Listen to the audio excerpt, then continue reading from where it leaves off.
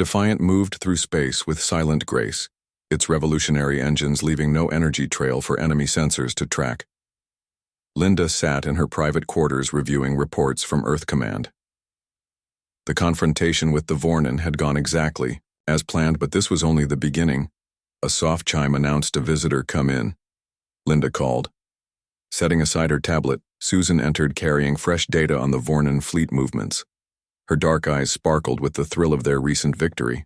Captain, all 12 Vornin ships are retreating to their nearest outpost. They've made no attempts to repair their weapon systems in transit. Linda nodded. Good. They're saving face following our terms while pretending it's their own decision, Susan. Took a seat across from her captain. Do you think they'll actually show up for the diplomatic meeting? They'll come, Linda said. Their curiosity alone will bring them. They need to understand how we advanced so quickly. It terrifies them. The door chimed again. Mary, the communications specialist, entered. Message from Earth Command Priority 1. Linda activated her secure screen. Admiral Helen Gordon appeared, her silver hair framing a face weathered by decades of military service. Captain, Marshal, excellent work. The Council sends their congratulations. Thank you, Admiral. Has there been any response from the other alien governments? Helen's expression grew serious. That's why I'm calling. The Zendali Confederation has requested an emergency meeting with Earth representatives. They're concerned about the sudden shift in power dynamics. The Zendali were known to be peaceful, but cautious. Their territory bordered Vornin space on the opposite side from Earth. They've been watching, Susan whispered. Linda wasn't surprised. The Zendali have always been more observant than the Vornin. They probably had stealth observers in the sector. Exactly, Helen confirmed. They want to know if Earth plans to fill the power vacuum if the Vornin Empire collapses. Our intelligence suggests the Zendali have been under Vornin pressure for centuries. Linda considered this. A potential ally, then. Possibly, Helen said. The diplomatic corps is preparing for both meetings, the Zendali and Vornin. Talks will happen simultaneously. Patricia Wells will handle the Vornin U. Linda will meet with the Zendali. Susan straightened. Captain Marshall. Is that wise? The Defiant is scheduled for upgrades. Helen interjected. The Defiant will be temporarily commanded by Captain Olivia Sanders for the journey to Earth. Susan and Betty will accompany Linda to the Zendali meeting. After the call ended, Linda turned to her officers. Well, it seems our mission parameters have changed. Susan looked worried. The Zendali are unknown territory. We have minimal intelligence on them. Which is exactly why they're sending us, Linda replied. We've demonstrated our capability to handle first contact situations. Mary, who had remained silent, finally spoke. I've been studying what little we know of Zendali language. Their communication relies heavily on harmonic tones. Their written language uses musical notation as well as symbols. Linda smiled. Exactly why you'll be joining us. Mary, your musical background will be invaluable. Across the void of space, Admiral Zertala faced her own superiors. The Vornin High Council chamber was a massive dome, its walls lined with the trophies of conquered species. Each of the 7 council members sat on elevated platforms, their ancient bodies supported by exoskeletal enhancements. You retreated, hissed Council Leader Vormak, his voice like grinding stone. The Vornin do not retreat. Zertala stood firm. With respect, Council Leader, I made a tactical decision. Our weapons were neutralized. Our scans could not penetrate their shields. The human ship displayed technology far beyond our intelligence reports. Council Member Rilfen leaned forward. Impossible. Our last assessment of human technology was only 5 cycles. Ago, they were barely achieving reliable interplanetary travel. The evidence suggests otherwise. Zertala projected the battle recordings. The human vessel absorbed our combined weapons fire without damage, then disabled all 12 ships simultaneously, with perfect precision. The council chamber fell silent as they watched. There is more. Zertala continued. Their ship arrived through what appeared to be a localized space-time rupture. No known species possesses such technology. Vormak's antennae twitched with agitation. Could they be proxies for the Zendali or the Arcturus collective? Unlikely, Zertala said. The humans displayed no characteristics of those civilizations, and our intelligence confirms the vessel originated from Earth. The youngest council member Teslan spoke for the first time. Perhaps we should consider what this means for the Empire. If humans can advance this rapidly, they represent either our greatest threat or our greatest opportunity. Vormak turned his massive head explain. If we could acquire their technology, learn their methods of innovation, we could ensure Vornan dominance for another 10,000 years. Teslan's mandibles clicked with excitement. This diplomatic meeting may provide that opportunity, Zertala felt unease at Teslan's tone. The humans are not naive, they will anticipate such motives. Then we must be subtle, Vormak declared. Zertala, you will lead our diplomatic team. You have seen their capabilities firsthand. You will assess their weaknesses on Earth. Preparations for both diplomatic missions proceeded at rapid pace. In the sprawling underground complex of Earth Command, Betty Rogers supervised the loading of specialized equipment onto the diplomatic vessel. Careful with that, she warned. The technician's handling a particularly sensitive case. The molecular scanner is calibrated for Zendali physiology. Nearby, Susan was reviewing the latest intelligence reports on the Zendali.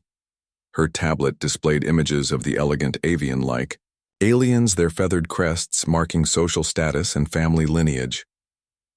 Fascinating, she murmured. Their society values artistic achievement as highly as technological advancement. Their ships are designed for beauty as well as function. Linda joined, her uniform now bearing the additional insignia of diplomatic envoy. Any insights that might help our mission? Susan nodded. The Zendali have been observing Earth for at least a century longer than we realized. They're cautious but curious. Their request for this meeting suggests they see potential in humans that the Vornan missed. Or they fear us, Linda said. Our demonstration against the Vornan showed destructive potential as well as technological advancement. True, Betty added. But unlike the Vornan, we chose precision over destruction. That distinction won't be lost on the Zendali. Mary approached with a small device in her hand. I've programmed our translators with preliminary Zendali harmonic patterns. It won't be perfect, but it should facilitate basic communication until we learn more. Linda looked at her team, pride evident in her eyes. In 48 hours, we'll make contact with our second alien civilization in as many weeks. This is what we trained for. This is humanity's moment, let's make the most of it. The Zendali diplomatic vessel was unlike anything Linda had ever seen. Its hull resembled polished opal shifting colors as it moved through space. Its design was organic with flowing curves rather than hard angles. When Linda and her team boarded, through the airlock they found themselves in a chamber where the walls seemed alive with soft pulsing light. Their Zendali host glided toward them. Her name was Eleven. Her body covered in iridescent feathers that shimmered with each movement. Her eyes were large and golden. Her slender arms ended in four-fingered hands. Welcome, humans, she said, her voice melodic. I am First Diplomat Eleven. It honors us that you accepted our invitation. Mary activated her translation device but found it unnecessary. Eleven spoke perfect English. Noting their surprise, Eleven trilled softly a sound Linda interpreted as amusement. We have studied your languages for many cycles. Your English, Spanish, and Mandarin are taught in our academies. Linda stepped forward. Thank you for welcoming us, First Diplomat. I am Captain Linda Marshall. These are my officers, Susan Clark, Betty Rogers, and Mary Wilson. Eleven led them through corridors that seemed to sing with subtle harmonics. The High Nest awaits your presence. They are eager to understand how humans advanced so rapidly. The High Nest, as Linda soon discovered, was both the Zendali governing body and the physical chamber where they met. 7 Zendali elders perched on curved structures that resembled artistic sculptures more than chairs. The room was circular with a domed ceiling that displayed what appeared to be a real-time view of space. The eldest Zendali, His feathers faded to pale silver, spoke first. I am Kirzal, voice of the High Nest. We have observed your encounter with the Vornan Empire, most impressive. Linda bowed slightly, as Mary had advised was appropriate. The Vornan mistook our caution for weakness, a common error when assessing unknown species. Kirzal's head tilted. Indeed, the Vornan see only what their expectations allow. For centuries they have dismissed the Zendali as mere artists and philosophers. While we created beauty, they created weapons. We chose not to correct their misperception. Susan understood immediately. You've been hiding your true capabilities just as we did. Eleven exchanged glances with Kirzal.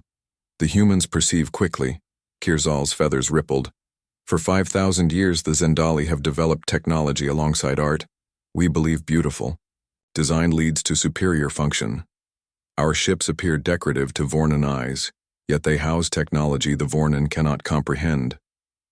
Then why allow the Vornan to dominate? Betty asked. Another elder with rust-colored feathers answered. I am Vental.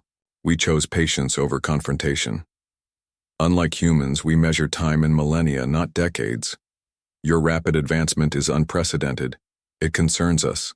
Linda sensed the underlying tension. You fear we might become like the Vornan. The possibility exists, Kirzal admitted. Any species with your rate of technological growth could become a threat.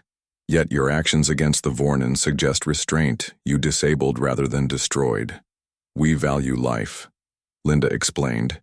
Even the lives of those who threaten us when possible. Humanity has learned from its own violent history. Meanwhile, aboard the Vornan diplomatic vessel, Patricia Wells faced a very different reception. The Vornan delegation, led by Admiral Zirtala, maintained rigid formality. Their chamber was austere metal walls adorned only with weapons and battle maps. The air was kept uncomfortably warm and dry for human physiology, an intentional tactic Patricia recognized. The Vornan Empire acknowledges Earth's recent technological advancement. Zirtala began, her mandibles clicking. We are prepared to discuss terms of non-aggression. Patricia, a veteran diplomat with 20 years' experience, remained poised despite the hostile environment. Earth proposes more than non-aggression. Admiral, we seek normalized relations, trade agreements, and recognition of human territorial sovereignty. The Vornan delegation chittered among themselves before Zirtala responded.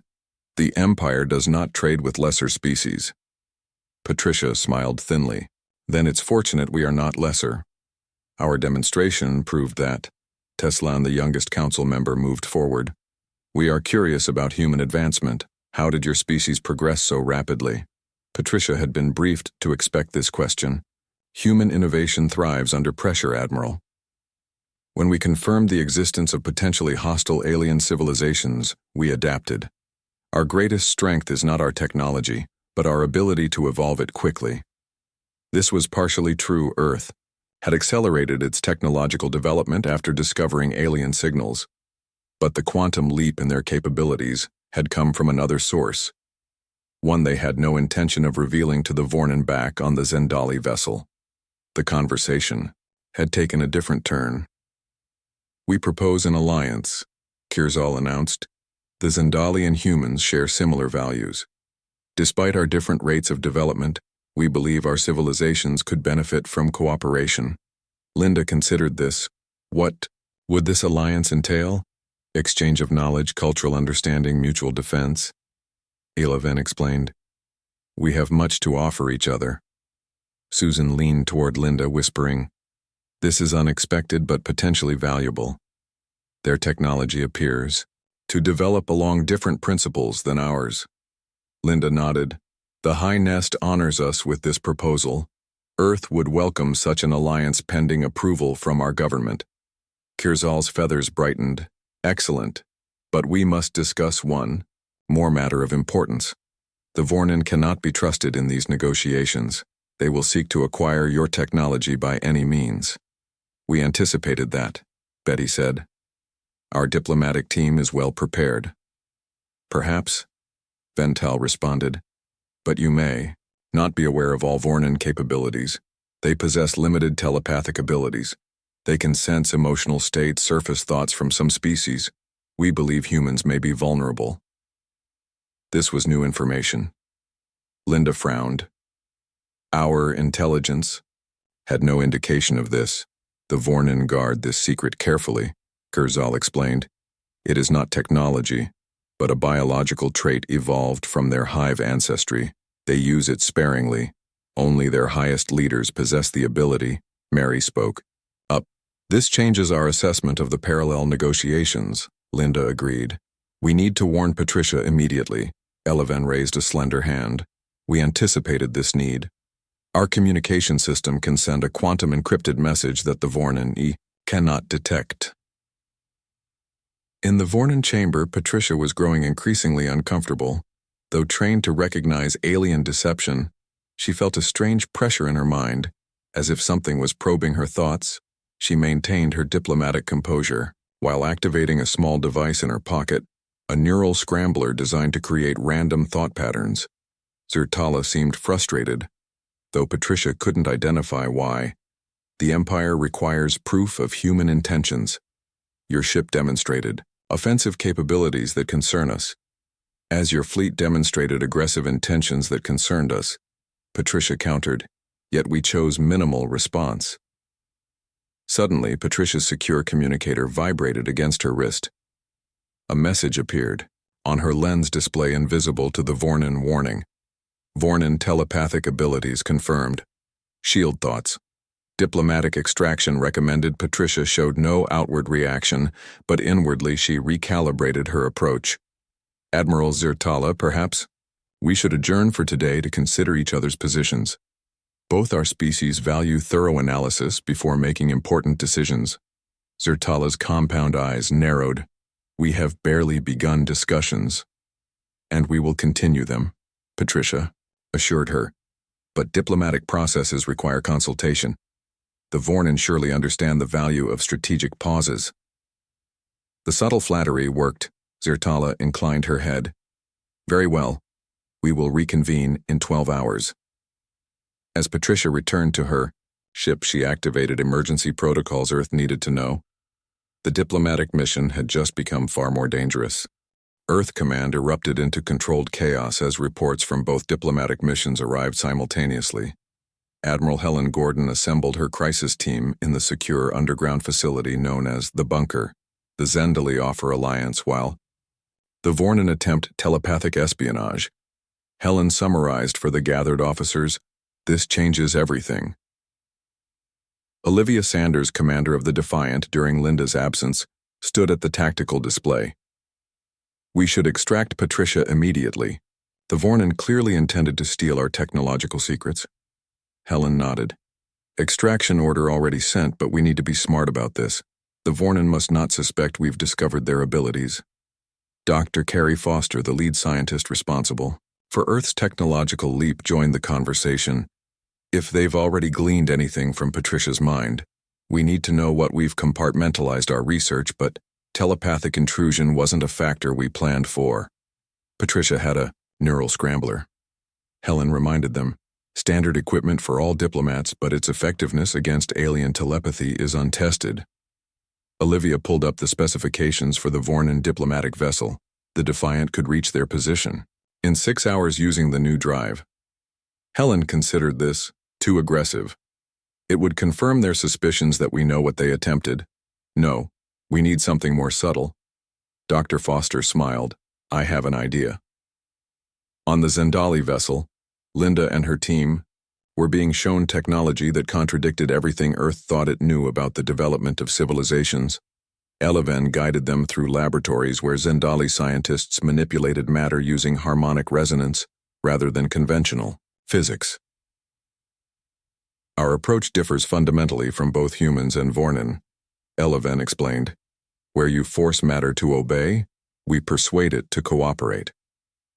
Susan watched in fascination as a Zendali scientist created complex molecular structures using sound waves.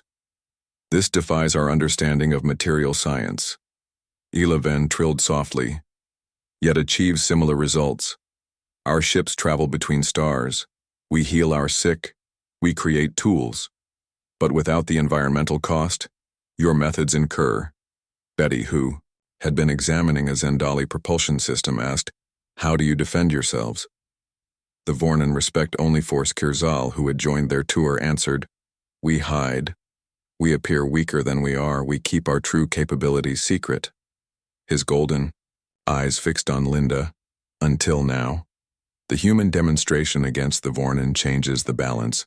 We can no longer remain in the shadows." Linda understood. "Our actions forced your hand." "Not forced," Kirzal corrected.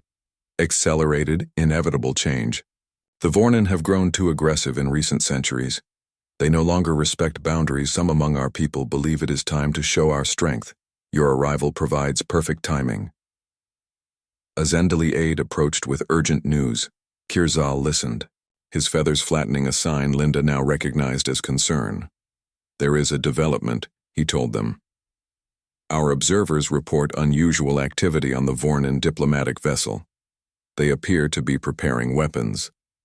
Linda's communicator chimed with an encrypted message from Earth. She read it quickly. "Earth has ordered Patricia's extraction. The Vornin attempted telepathic espionage." Kirzal was not surprised. "As we warned, the Vornin never intended honest negotiation. Will they attack her ship?" Linda asked. "Unlikely," Elevin said. "But they may attempt to prevent her departure. They prize the secrets they believe they've glimpsed in her mind."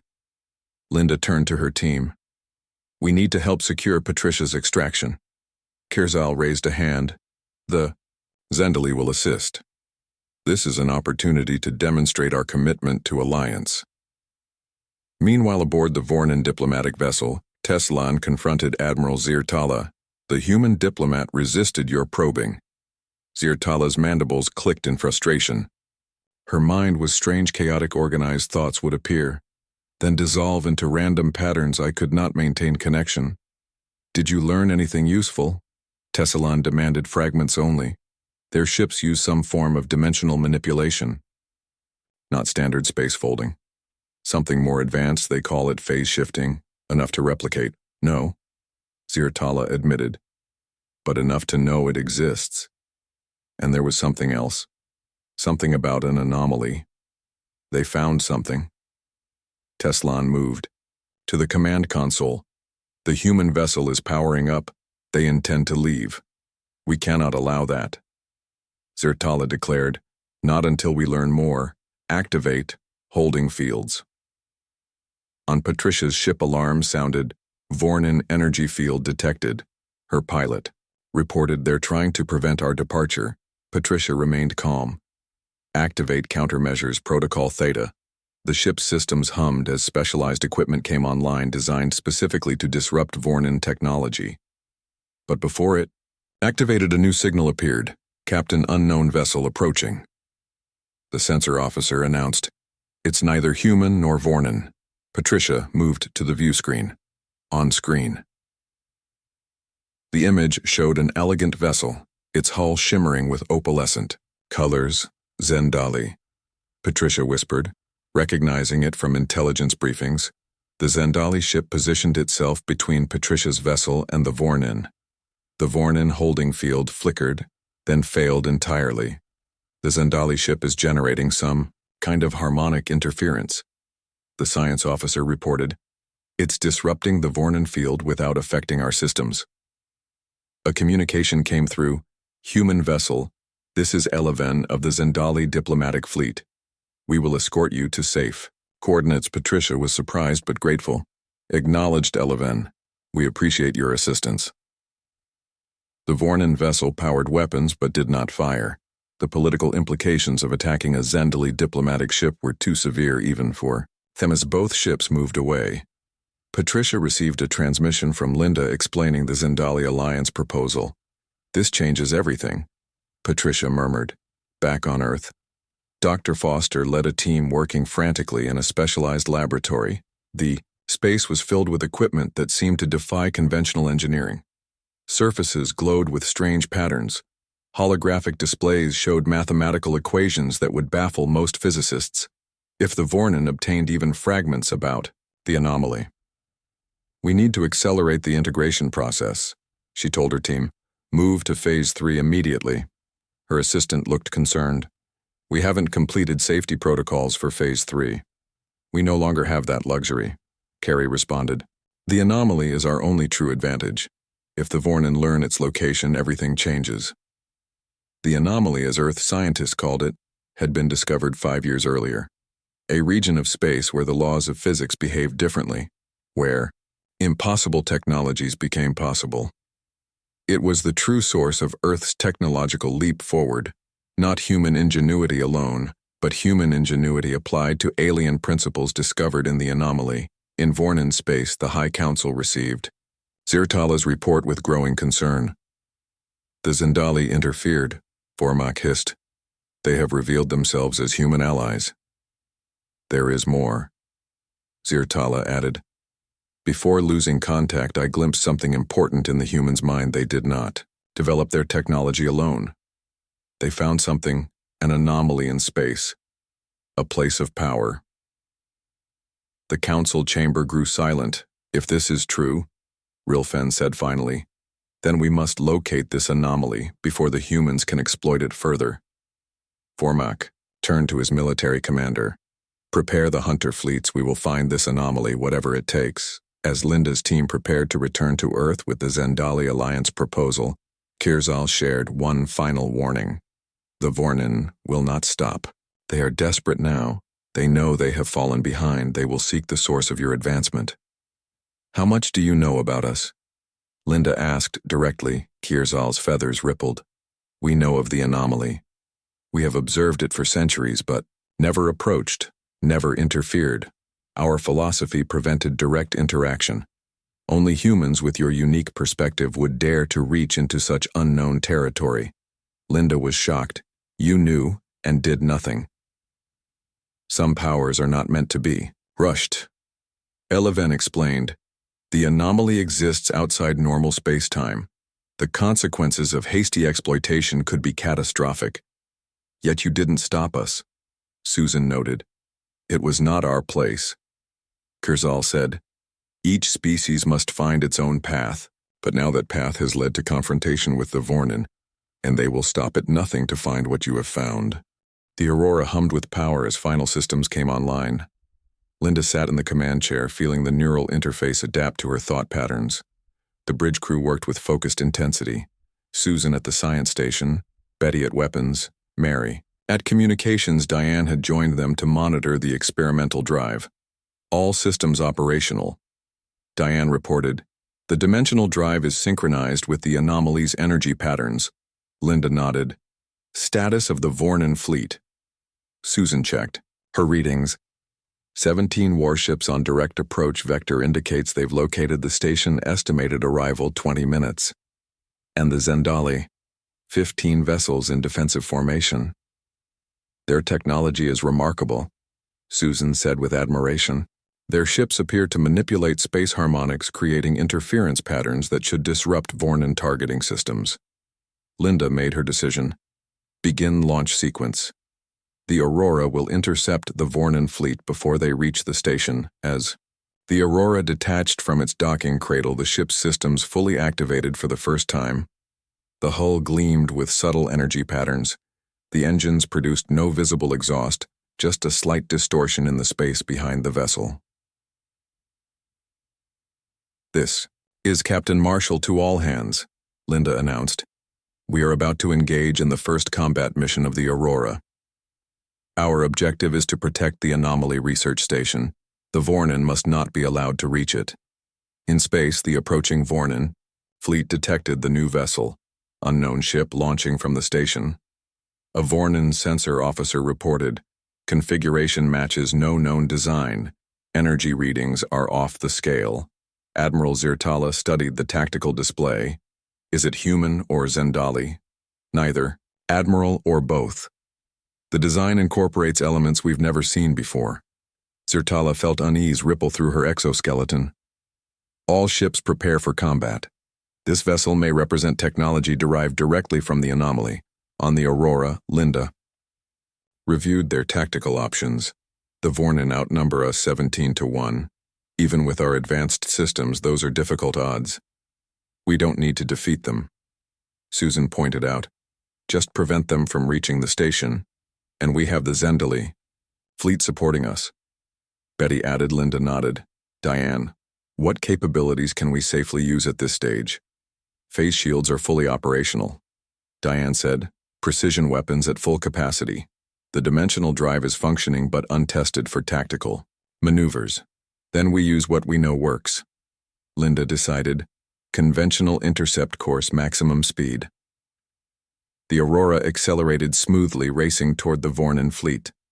The ship's speed quickly surpassed anything Earth had previously achieved. Stars blurred around them. We'll reach the Vornin fleet in 3 minutes, Susan reported. They're altering formation, spreading to surround us. Linda smiled. As expected, they want to capture, not destroy. On the Vornin flagship, Zirtala issued orders. Containment. Pattern Delta. Disable their propulsion and weapon systems. We need this vessel intact. The Vornin ships moved with practiced precision, forming a spherical formation designed to trap the approaching vessel. The Aurora neared the Vornin formation. Linda gave her first combat order. Now, the Aurora suddenly vanished from the Vornin sensors. Where did they go? Zirtala demanded. Unknown, Admiral. They simply disappeared. No energy signature, no warp field. On the Aurora, Linda watched as Betty implemented their planned maneuver. The phase shield technology had been modified, creating a bubble that temporarily shifted the ship slightly out of normal space-time. The Aurora was still present, but existing partially in another dimension, invisible to conventional sensors. Phase shift successful, Betty reported. We're passing through their formation now. They can't see us, Susan confirmed. Their sensors are searching, but finding nothing. The Aurora passed directly through the Vornin formation. None of their weapons could target what they couldn't detect. Prepare to re-enter normal space, Linda ordered, targeting systems online. As the Aurora reappeared behind the Vornin formation, Betty targeted with surgical precision. Weapons locked on engine systems. Only fire. The Aurora's weapons were unlike anything previously deployed. They didn't fire energy beams or projectiles. Instead, they created localized phase disruptions that caused specific systems on target vessels to simply stop functioning. The targeted components didn't explode or melt. They simply ceased to operate. 5 Vornin ships suddenly lost propulsion, their engines intact but completely non-functional. What happened? Zirtala demanded as reports flooded in.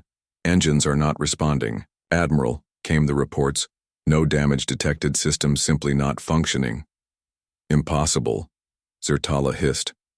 All ships target that vessel, maximum firepower. The remaining Vornin ships fired their weapons. Energy beams and projectiles streaked toward the Aurora phase shields holding. Susan reported. They can't penetrate.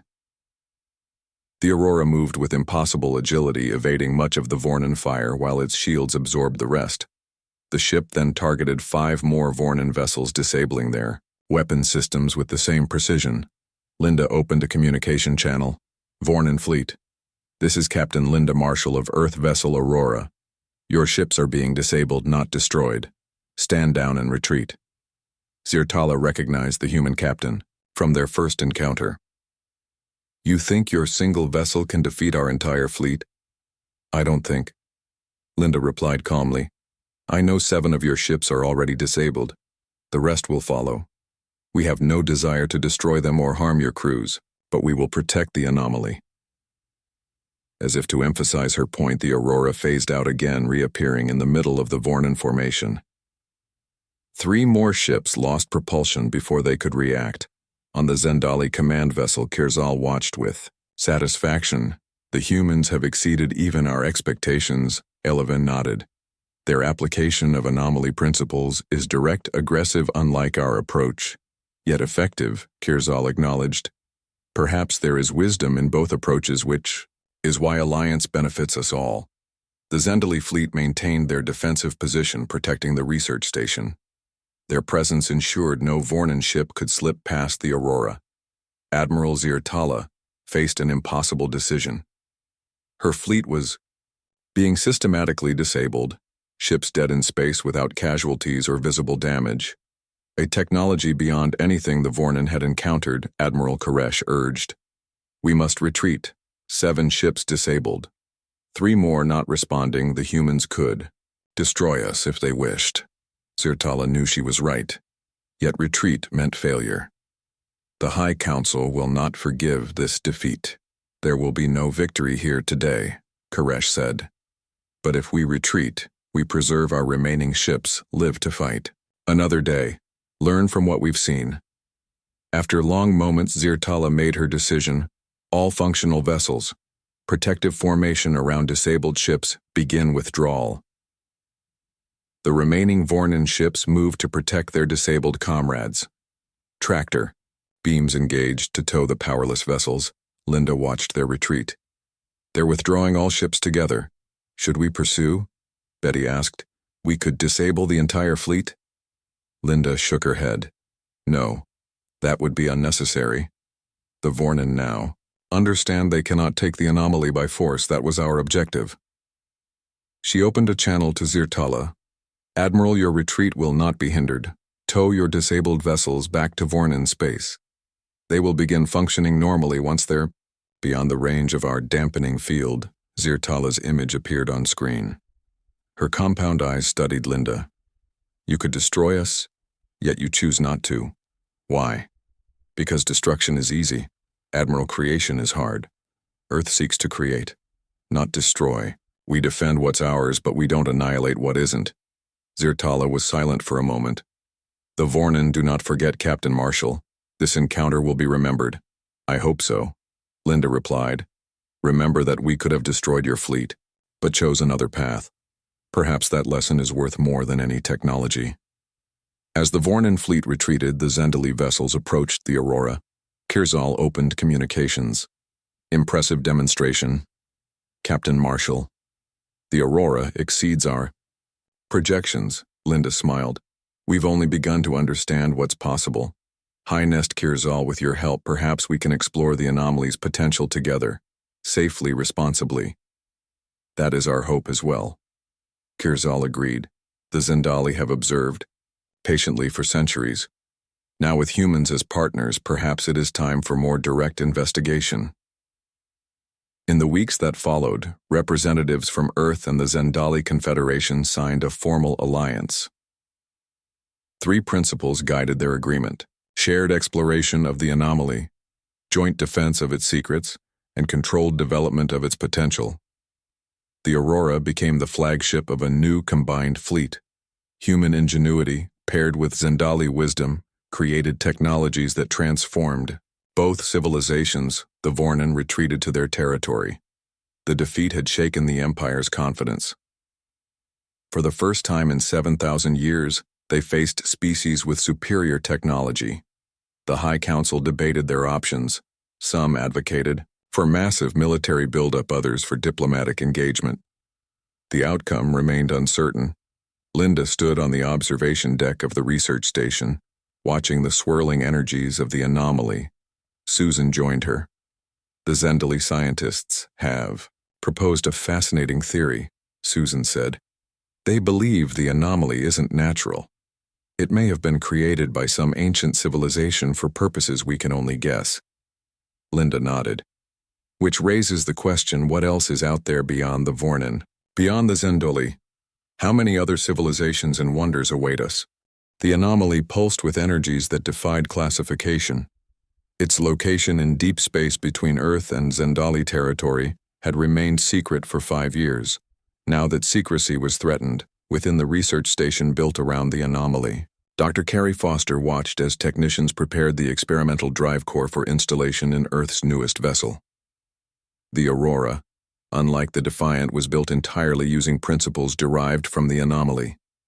It was smaller, faster, and incorporated technologies that even the Zendali considered theoretical final calibration complete, reported Diane Kelly, the quantum engineer leading the installation.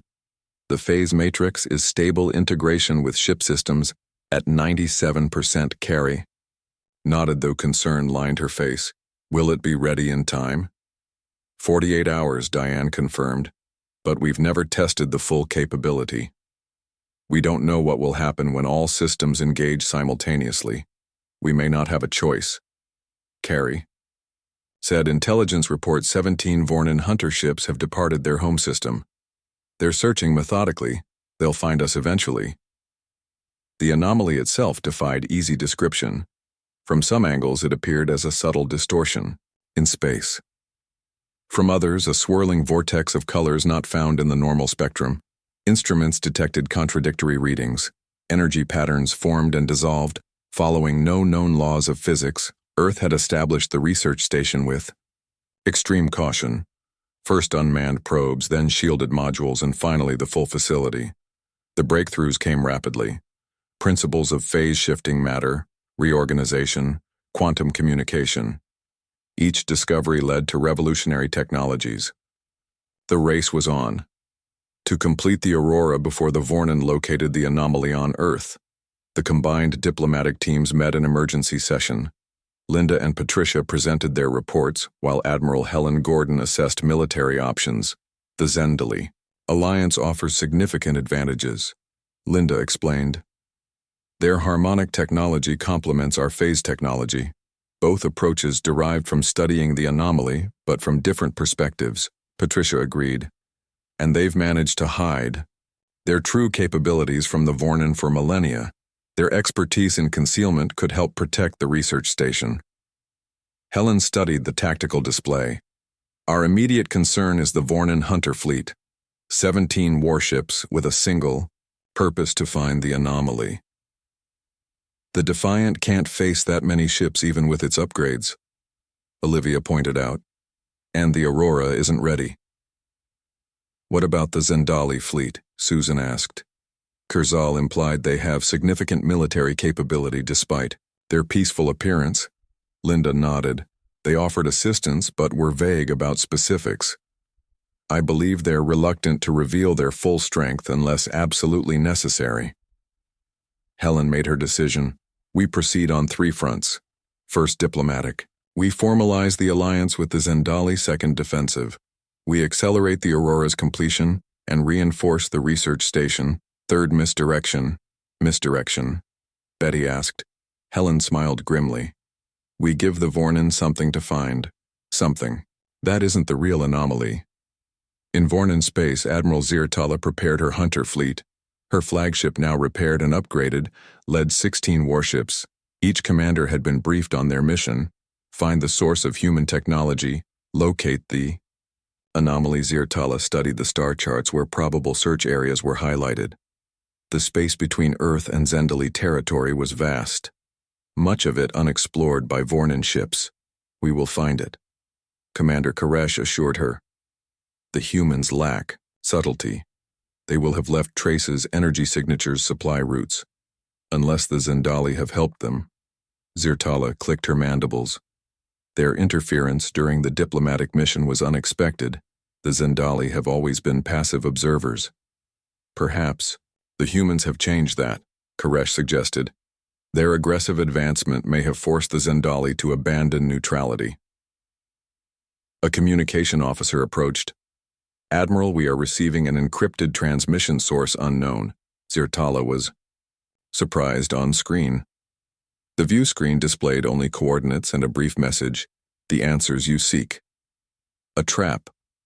Koresh warned, or an opportunity, Zirtala countered. Perhaps someone within Earth Command wishes to share the power of this anomaly. Not all humans may agree with their leadership, or Zendali dissidents. Koresh offered. Zirtala considered. Dispatch 3 ships to these coordinates. The rest of the fleet will continue the methodical search. At the research station, frantic activity continued around the clock. The Aurora neared completion. Its sleek hull incorporated materials developed using anomaly-derived science. Its propulsion systems operated on principles that bent space rather than pushing through it. Linda and Susan arrived by conventional transport to oversee final preparations. Linda had been given command of the Aurora once it was operational. Impressive, Susan whispered as they toured the ship. The bridge was unlike any conventional vessel designed to interface. directly with the pilot's neural patterns. Stations merged seamlessly with the structural elements. No sharp edges or exposed technology. Just smooth surfaces that responded to touch, thought, and voice. "Will it be ready?" Linda asked Carrie, who had joined their tour. "Systems integration is at 98%. Carrie reported, "We've solved the phase matrix stability issues. Weapons, our operational shields are stronger than the Defiance by a factor of 5. The only untested system is the dimensional drive." "Untested?" Susan raised an eyebrow.